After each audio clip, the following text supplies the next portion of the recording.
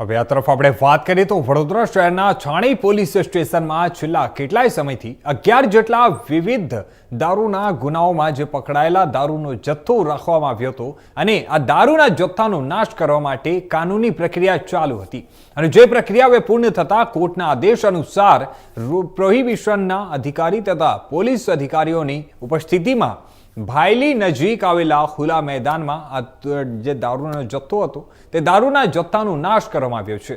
આ દારૂનો જથ્થો અંદાજે 2 કરોડ ઉપરાંતની કિંમતનો હોવાનું પોલીસ અધિકારી દ્વારા જણાવવામાં આવી રહ્યું છે। આજરોજ છાણી પોલીસ સ્ટેશનના કુલ 11 ગુનાના 1,32,000થી વધારે બોટલ અને 2 કરોડ 52 લાખ જેટલા દારૂના મુદ્દામાલ સંદર્ભે જવાહરનગર પોલીસ સ્ટેશનના કોયલી ચેકપોસ્ટ પાસે એનો મુદ્દામાલ નાશની પ્રક્રિયા ચાલુ છે।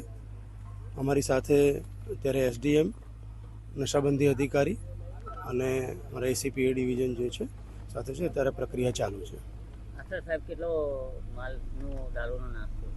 આશરે 2 કરોડ અને 52 લાખ જેટલા મુદ્દામાલનો કોર્ટ દ્વારા ઓર્ડર કરવામાં આવ્યો છે અને એ અનુસંધાને કુલ 11 ગુના જે છે એનો 2 કરોડ 52 લાખથી વધારે મુદ્દામાલનો નાશ કરવામાં આવ્યો। આજરોજ છાણી પોલીસ